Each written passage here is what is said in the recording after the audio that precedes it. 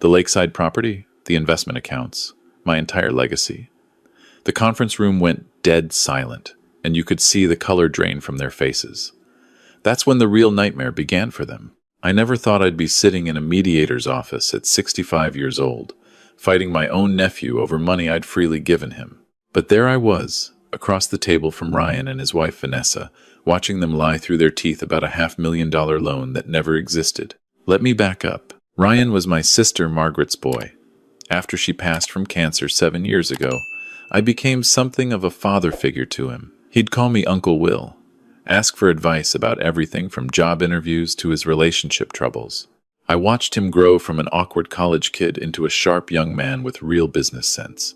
When he came to me 3 years ago with his eyes bright and a business plan in his hands, I was proud.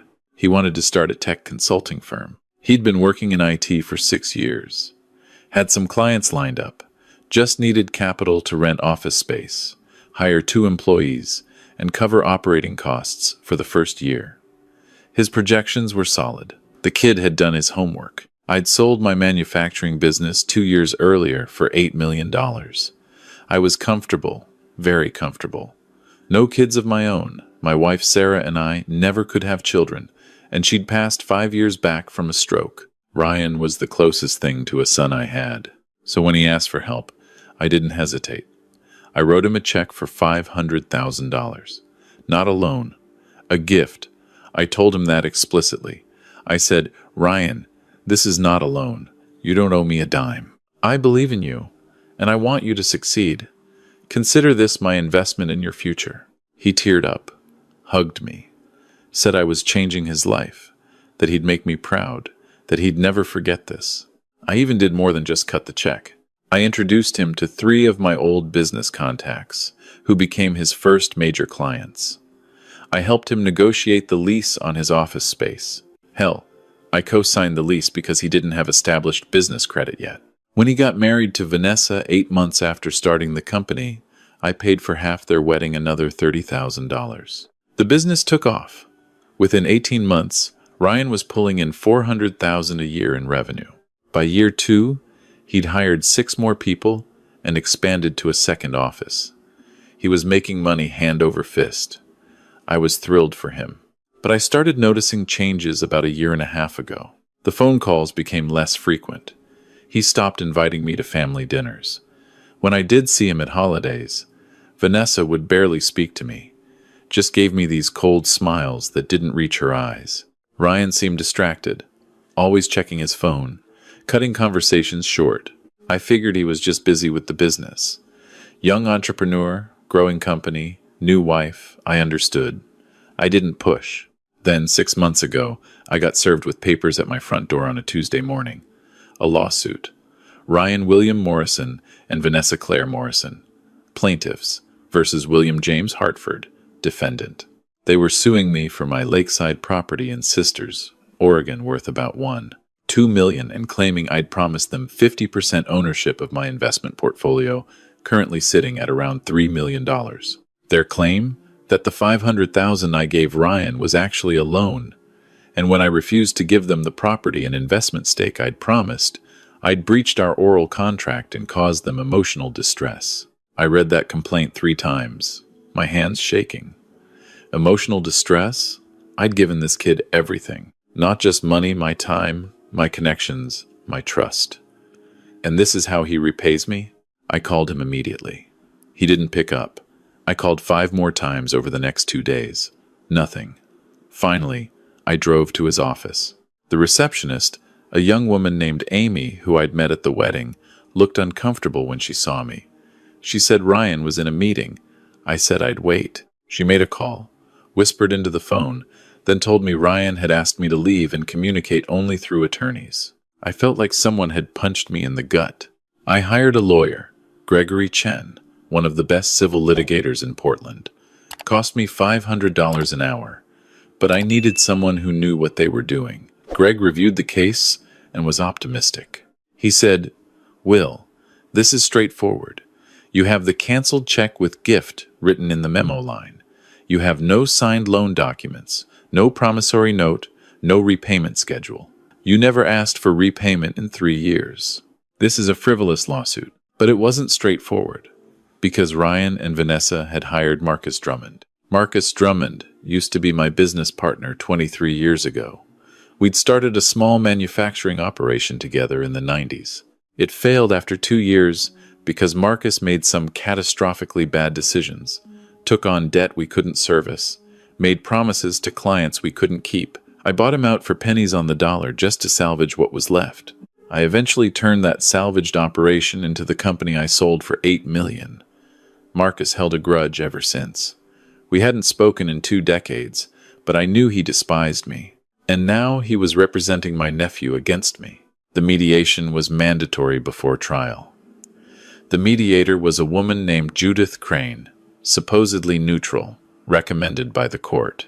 We met in a bland conference room at a downtown Portland building, beige walls, fake plants, fluorescent lights humming overhead. Marcus opened strong. He painted me as a manipulative old man who'd lured Ryan into business dependency, then reneged on my promises once the business became successful. He claimed I'd always intended the $500,000 as a loan and had verbally promised Ryan the lakeside property as a retirement gift, plus half my investments to make up for not having children of my own to leave it to. It was complete fiction. But Marcus delivered it with such conviction, such righteous anger, that I saw Judith Crane nodding along. Then Ryan testified. My nephew sat there in his expensive suit, probably cost more than I used to make in a month back when I was starting out, and lied. He said I'd told him the money was a loan as long as you pay me back within 5 years. He said I'd shown him the lakeside property 2 years ago and said, "This will be yours someday, along with half of everything else, since you're like my son." I'd never said anything remotely like that. The lakeside property? I'd bought it last year, a full year after he claimed I'd promised it to him. And I'd never, ever treated that $500,000 as anything but a gift. Vanessa went next. She played the emotional card beautifully, tears streaming down her face. She talked about how much they'd sacrificed to build the business, how they'd relied on my promises, how devastating it was when I suddenly changed my mind and refused to honor my commitments. She was good. I'll give her that. Even Greg looked a little concerned. Then it was my turn. I explained calmly that the money was a gift. I showed the canceled check with gift in the memo line. I explained there was no loan agreement, no promissory note, nothing in writing about the property or investments. Marcus tore into me. "Mr. Hartford," he said, voice dripping with condescension, "isn't it true that you've always had a problem with control? That you used money to manipulate people in your business dealings?" I kept my cool. I said, "No, that's not true. Isn't it true that you forced me out of our partnership years ago and profited off my ideas?" "That's not what happened, Marcus. You know it, and I know it." "Answer the question, Mr. Hartford. Yes or no?" Greg objected, said this was irrelevant to the current case. Judith allowed it anyway. Marcus continued, "Mr. Hartford, you're a wealthy man who never had children. Isn't it reasonable that you'd want to provide for your nephew, especially after his mother, your sister, died?"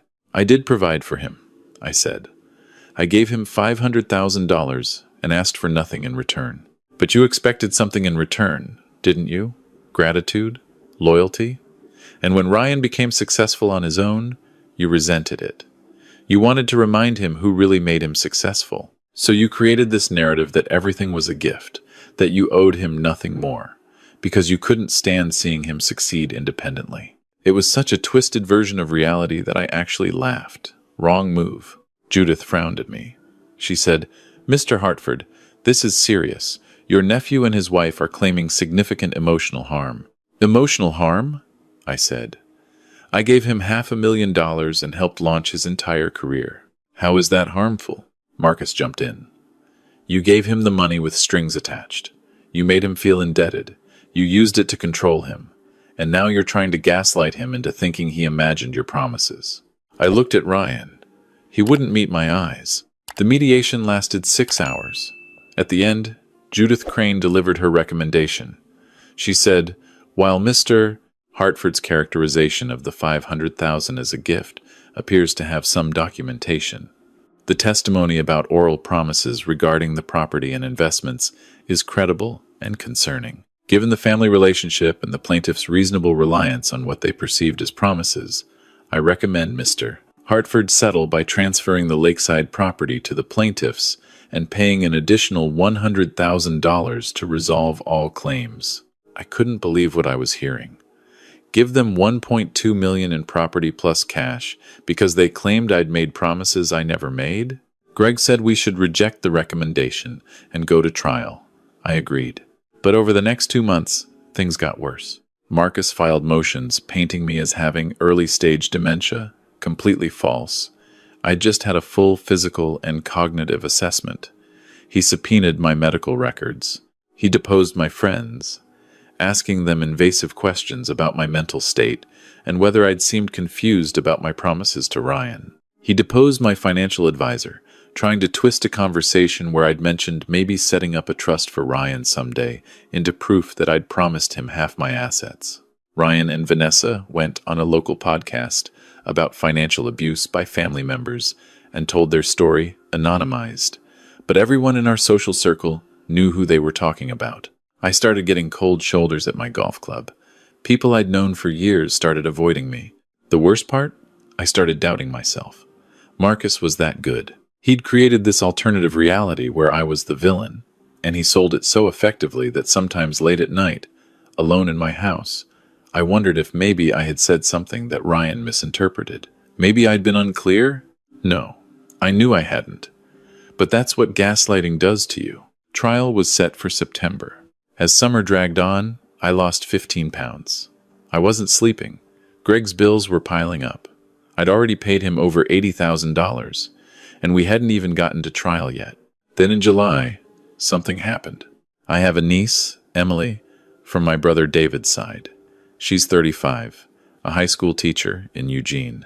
We'd always been close, though we didn't see each other often since she lived 2 hours away. She called me one evening and said she needed to talk. We met for coffee in Portland. Emily looked nervous.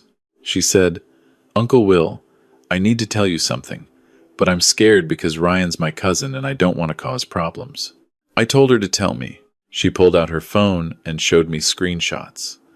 Text messages between her and Vanessa from 18 months ago before the lawsuit, when Ryan's business was really taking off. Vanessa had texted, "Ryan and I were talking. Your uncle is old and alone. When he dies, everything should go to Ryan, since he's Margaret's son. But we're worried he might give it all to charity, or something stupid. We need to establish that he promised Ryan stuff while he's still alive." Emily had responded, "That seems kind of calculating." Vanessa, "It's not calculating. It's securing our future. Ryan deserves it after everything we'll put him through." Emily, "Put him through? Will gave Ryan $500,000. Vanessa, "Exactly. And now Ryan feels obligated to him. That's manipulation. We're just protecting ourselves." I stared at those texts. This had been planned. Long before the lawsuit, they'd been plotting. Emily said, "There's more." She showed me more messages from a year ago, after Vanessa and Ryan had apparently consulted with Marcus Drummond just to explore options. Vanessa to Emily, "Marcus says we have a case if we can prove Will promised more than he delivered. Ryan's pretty sure Will mentioned the lake house once." Emily, "Did he actually promise it?" Vanessa, "Does it matter? It's what Ryan remembers, and honestly, Will should have promised it. He has no one else." I felt sick, but I also felt something else, relief. I wasn't crazy. This was real. They were lying, and now I had proof. Emily said she'd testify. She said she'd felt guilty for months about staying silent but was afraid of family drama. When she heard about the trial, she knew she had to speak up. I hugged her. I told Greg immediately. He said the texts were admissible as admissions by a party opponent. This changed everything. We also subpoenaed Ryan's business email account as part of discovery. Greg's paralegal found something interesting buried in an archive folder. An email exchange between Ryan and Vanessa from 3 years ago, right after I'd given him the money. Ryan had written, "Got the check from Uncle Will today. $500K. He said it's a gift, no strings attached." Vanessa had replied, Amazing. We should keep him happy, so maybe there's more where that came from. Ryan. I feel bad, though. He's doing this because he cares about me. Vanessa. And you'll care about him, too. Just make sure he knows how grateful you are. Build the relationship. You never know what else he might give us down the road. These emails proved they knew it was a gift. They proved the entire loan narrative was fabricated later. But we still had a problem. Marcus was good, and he'd find a way to spin this.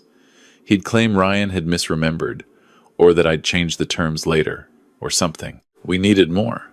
Greg hired a forensic accountant to review Ryan's business records. What she found was stunning. Ryan's company was doing well. Very well. But he'd also been siphoning money into a personal account. Nothing illegal, just aggressive about taking distributions. In the last year alone, he'd pulled out $1.8 million in profits. The accountant also found that Vanessa had purchased a vacation condo in Bend, Oregon, for $750,000 in her name only, using cash from Ryan's distributions. They weren't hurting for money. This lawsuit wasn't about need. It was pure greed. Greg built our defense around 3 pillars. The documentary evidence that it was a gift, Emily's testimony about Vanessa's texts showing premeditation, and the financial records showing they weren't victims, but opportunists. Trial started on a Tuesday in September. The courtroom was modern, wood paneling and high ceilings. Judge Patricia Moss presiding, a woman in her 50s with a reputation for being no-nonsense. Marcus gave his opening statement. He was eloquent as always, painting Ryan as the victim of an overbearing uncle who gave with one hand and took with the other. He emphasized the family relationship and the trust that had been betrayed. Greg's opening was different. He was quiet, methodical. He simply said, "This case is about 2 people who decided that a $500,000 gift wasn't enough. The evidence will show that they always knew it was a gift, and they fabricated this lawsuit to extort more money from a man whose only crime was being generous." Ryan testified first for the plaintiffs. He repeated his story about the loan, about my promises. He was coached well, he spoke softly, seemed reluctant, like he didn't want to be there. On cross-examination, Greg destroyed him. "Mr. Morrison, you've testified that your uncle told you the $500,000 was a loan, correct?" "Yes." "Do you have any written loan agreement?" "No, it was verbal." "Do you have any promissory note?" "No." "Any repayment schedule?" "No. We were going to figure that out later." "I see. And in 3 years, did you ever make a single payment toward this alleged loan?" Ryan hesitated. "No, because he never asked for one. He never asked for payment on a loan. We had an understanding." "Right. An understanding. Mr. Morrison, I'm showing you Plaintiff's Exhibit 12, the canceled check for $500,000. What does it say in the memo line? It says gift. Gift, not loan. Correct?" "Well, he wrote that, but verbally he told me." "Yes or no, Mr. Morrison? Does it say loan or does it say gift?" "Gift." Greg pulled up the email Ryan had sent Vanessa 3 years ago. "Mr. Morrison, do you recognize this email?" Ryan went pale. Yes. Can you read the highlighted portion for the court?" Ryan's voice was barely audible. "Got the check from Uncle Will today. $500K. He said it's a gift. No strings attached." "No strings attached. Those were your words, correct?" "Yes, but..." "Thank you, Mr. Morrison." Vanessa was next. She cried during her direct examination, talked about how much stress this had caused, how they'd just wanted what was rightfully theirs. Greg was gentler with her on cross, but just as effective. "Mrs. Morrison, you've testified about the emotional harm this has caused your family, correct?" "Yes," she sniffed. "And you purchased a $750,000 vacation condo in Bend last year, correct?" She blinked. "Yes, but that's not relevant. It's a yes or no question, Mrs. Morrison. You purchased it for cash, correct?" "Yes." "So, while you were planning this lawsuit against Mr. Hartford, claiming financial harm and reliance on his promises, you had $750,000 to spend on a vacation property?" She didn't have a good answer for that. Then Emily took the stand. She was nervous but solid. She testified about the text messages, about Vanessa's admission that they were trying to establish promises, about the calculation behind the whole thing. Marcus tried to discredit her on cross, suggested she was biased in my favor. But the texts spoke for themselves. Judith Crane's recommendation had been based on credible testimony about my promises. Now it was clear that testimony was fabricated. Finally, I took the stand. Marcus came at me hard. He tried to make me angry, tried to trip me up. He asked about my relationship with Ryan, about my motives for helping him, about whether I felt resentful of his success. I answered every question calmly. I said I loved Ryan like a son. I said I was proud of his success. I said the money was always a gift, because I wanted him to succeed without the burden of debt. Then Marcus asked, "Mr. Hartford, isn't it true that you're a lonely old man who tried to buy your nephew's affection?" I paused. I looked at Ryan, who still wouldn't meet my eyes. Then I looked at the judge. I said, "Your Honor, may I answer that question fully?" Judge Moss nodded. I turned to face Marcus. "I'm not lonely. I have a good life. I have friends. I have my health. I have my memories of my wife and my sister. What I don't have is patience for people who mistake kindness for weakness. I gave Ryan that money because I loved him and believed in him. I didn't expect anything in return except honesty. Not gratitude, not loyalty, just honesty. And he couldn't even give me that." The courtroom was silent. I continued, "I have bank statements showing every dollar I gave him. I have emails proving he knew it was a gift. I have testimony from his own wife showing they planned this lawsuit 18 months before filing it. I have financial records showing they're not victims, they're opportunists. And I have 3 years of documentation showing I never once asked for repayment, because you don't ask for repayment on a gift." I took a breath. "So no, Mr. Drummond, I'm not a lonely old man trying to buy affection. I'm a person who made the mistake of trusting someone who saw my generosity as weakness. But I'm also someone who documents everything, keeps every receipt, saves every email. Because in business, I learned a long time ago that memory is fallible, but paper doesn't lie." Marcus tried to object, said I was making a speech. Judge Moss overruled him. She wanted to hear what I had to say. I looked at Ryan one more time. "I loved you like a son. I would have given you anything you needed. All you had to do was ask. Instead, you lied to my face and dragged me through hell for money you didn't even need. I hope whatever you thought you'd gain was worth what you've lost." When I finished, you could have heard a pin drop. The trial lasted 3 more days, but the outcome was clear. The jury deliberated for 2 hours. They found in my favor on every count. Not only did they reject Ryan and Vanessa's claims, but they awarded me $125,000 in attorney's fees for defending against a frivolous lawsuit. Judge Moss also took the unusual step of issuing a statement from the bench. She said, "This court finds that the plaintiffs knowingly fabricated their claims, engaged in bad faith litigation tactics, and wasted judicial resources. The evidence of premeditation is particularly troubling. This was not a misunderstanding. It was a calculated attempt at extortion." Ryan and Vanessa left the courtroom without looking at me. Marcus Drummond packed up his briefcase in silence. I should have felt triumphant. Instead, I just felt tired. But the story didn't end there. About a month after the trial, I got a call from a reporter at the Oregonian. She'd heard about the case and wanted to do a story on financial exploitation within families.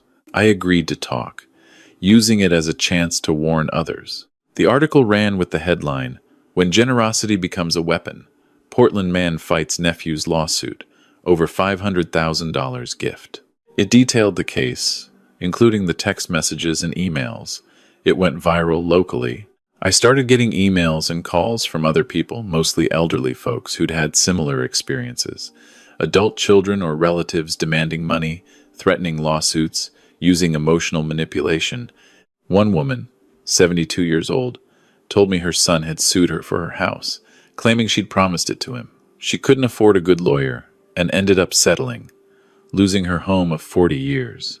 Another man said his daughter had taken out credit cards in his name and ruined his credit. When he tried to report it, she threatened to sue him for elder abuse, claiming he was mentally unfit. These stories broke my heart. I talked to Greg about it. I said, there should be resources for people in these situations. Legal help, education about documenting gifts, support groups. Greg said, you should start something. So I did. I used part of the money I'd set aside for retirement and created the Hartford Family Protection Foundation.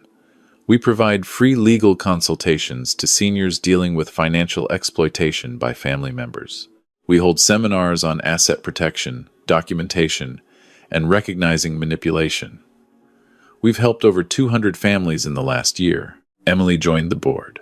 She said it was her way of making up for staying silent for so long, though I told her she had nothing to make up for. As for Ryan and Vanessa, I heard through the grapevine that their marriage fell apart about 6 months after the trial. The stress of losing, the public embarrassment from the article, the damage to Ryan's business reputation, it all took a toll. Ryan's consulting firm lost several clients who didn't want to be associated with someone who'd sued his own uncle.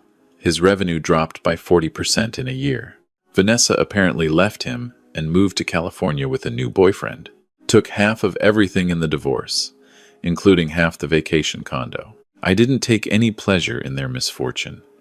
I'd meant what I said in court. I'd loved Ryan like a son. What hurt wasn't the money or the lawsuit. It was the betrayal. It was the realization that someone I'd trusted had looked at my kindness and seen an opportunity to exploit. But I also learned something important. Documentation isn't paranoia. It's wisdom. When you give money to family, even people you love and trust, put it in writing. Make it clear whether it's a gift or a loan. Keep records, not because you expect betrayal, but because clarity prevents misunderstandings. And if betrayal does come, stand your ground. Don't let anyone gaslight you into thinking your memory is wrong or your generosity was manipulation. The truth is the truth, and paper doesn't lie. I'm 66 now. I spend my mornings working on the foundation, my afternoons on the golf course, and my evenings having dinner with Emily and her family. I bought a boat and spend weekends at the lake house, the one Ryan wanted so badly. Sometimes I wonder if he ever thinks about what we could have had. A real relationship, family dinners, me teaching his future kids to fish off my dock, all the things money can't buy. He chose $500,000 he'd already received and property he was never promised over a relationship with someone who genuinely cared about him. And for what? He lost the lawsuit, lost his wife, damaged his business, and lost me. I would have given him the world. All he had to do was not lie to me. But that's the thing about greed. It makes you believe you deserve more than you've been given. It makes you willing to destroy relationships for money. And it blinds you to the fact that what you're chasing is worth far less than what you're throwing away. I don't hate Ryan. I pity him. Because he'll spend the rest of his life knowing he had someone in his corner. Someone who believed in him. And he threw it away for a lawsuit he never should have filed. As for me, I'm doing fine. Better than fine, actually. The foundation gives me purpose. Emily and her kids give me family. And I sleep well at night knowing I told the truth, kept my integrity, and didn't let anyone rewrite history. Marcus Drummond sent me a letter 6 months ago. Just one line. You were right about the partnership. I'm sorry. I didn't respond. Some apologies come too late. I keep that letter in my desk drawer, though. Not as a trophy, but as a reminder. People will always show you who they are eventually. Your job is to believe them and to make sure you've kept good records when they do.